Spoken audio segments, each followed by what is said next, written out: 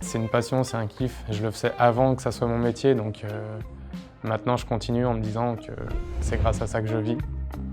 Je suis issu en fait de la communauté gaming et j'ai grandi sur Photoshop en faisant des bannières et des fonds d'écran pour les chaînes YouTube de grands youtubeurs à l'époque, Monsieur LV12, j'ai même travaillé avec Mister V à l'époque, il n'y avait pas beaucoup de concurrence.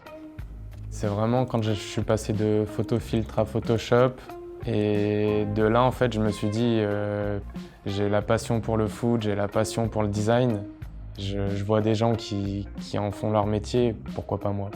Si je vous montrais à quoi ressemblaient mes visuels de l'époque, vous tomberiez sur le cul pour être mal poli. Mais faut pas lâcher, ça fait plus de 10 ans maintenant que je travaille sur des logiciels comme ça. C'est de l'expérience, c'est du travail. J'ai la chance de pouvoir bosser de chez moi, de bosser à n'importe quelle heure. Donc c'est quand j'ai de l'inspi, j'y vais, je fonce et j'enchaîne. Les influences de graphisme, à l'époque en tout cas, que j'aimais bien, c'était Alexander Kochelkov qui faisait des photomanipulations et c'était un crack. Il était vraiment très très fort et du coup moi j'essayais de faire comme lui.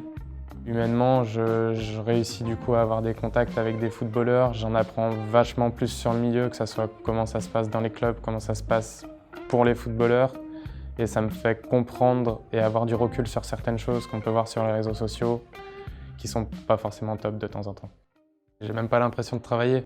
Et ça, j'en suis super fier parce que j'ai réussi grâce à mon talent à moi, grâce à mes contacts que j'ai faits grâce à ce métier, grâce à ces visuels vitrines. Et c'est une belle petite revanche, on va dire, par rapport aux entretiens que j'avais passés avec l'OL. J'ai pas été pris à cause de mon expérience et j'ai eu recroisé quelqu'un qui m'avait fait passer un entretien quand j'étais à l'OL et qui m'a dit avec le CV que tu as maintenant, on t'aurait pris directement.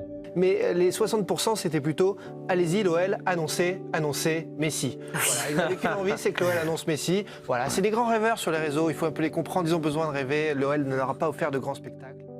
Il y a tellement de personnes qui se servent de visuels, de photos, de musique, de tout, et sans créditer. Là, par contre, je me dis, c'est quand même l'équipe d'Estelle, c'est quand même une grosse émission, pas mal visionnée, c'est quand même quelque chose de professionnel. Et ils ont fait en plus un petit slide où tu le vois monter et descendre et bizarrement c'est vraiment rogné au moment où tu vois mes signatures. Faites l'effort de créditer les personnes, ça coûte rien, c'est important. Nous on met beaucoup de temps à faire certaines choses et je parle pas qu'au nom des graphistes, je parle au nom de toutes les personnes qui ont une propriété visuelle, auditive, etc. C'est vraiment important de créditer les personnes.